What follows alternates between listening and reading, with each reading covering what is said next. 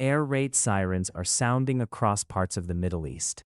Missile defense systems are lighting up the skies above Gulf cities as incoming drones and ballistic missiles are detected, heading toward locations where American forces are stationed.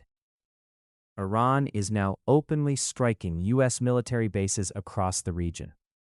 But the real question is not just about these attacks. The real question is what happens next? Because when American military bases become targets in the Middle East, the consequences can reshape the geopolitical balance of the entire region. Over the past few days, Iranian missiles and drones have been launched toward locations connected to U.S. military operations in countries like Bahrain, Kuwait, Qatar, and the United Arab Emirates. Some missiles have been intercepted by air defense systems, but the message from Tehran is clear. Iran is willing to target American military infrastructure across the region. But these attacks are not just about retaliation. They are about signaling power. Will these attacks weaken the U.S. presence in the Middle East, or actually make it stronger? The first possible outcome is military escalation. Instead of withdrawing forces, the United States could dramatically increase its military presence across the region. Washington could deploy additional missile defense systems, fighter jets, and naval forces into the Persian Gulf.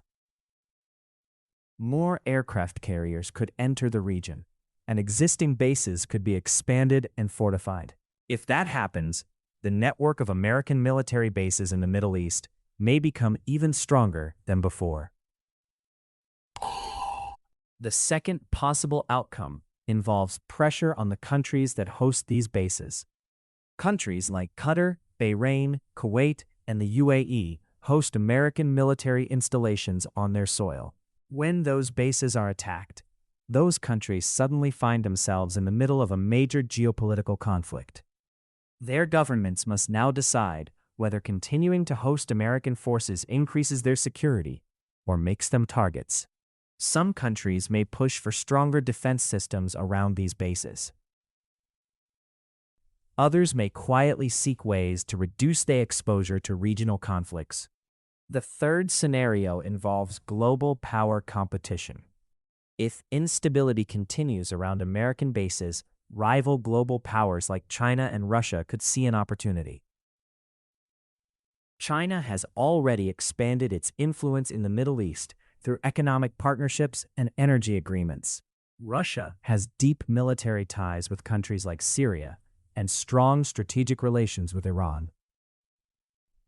If regional governments begin questioning the long-term risks of hosting American forces, they might start exploring alternative security partnerships. That does not mean China or Russia will suddenly replace U.S. bases, but it could slowly shift the balance of influence in the region. And that would mark a major turning point in global geopolitics. The Middle East has always been one of the most strategically important regions in the world. Military bases here are not just about defense. They represent alliances, influence, and global power.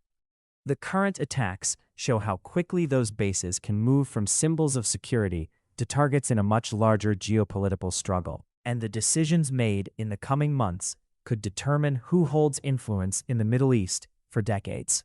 So now the big question is this. Will these attacks push the United States to strengthen its military presence even more?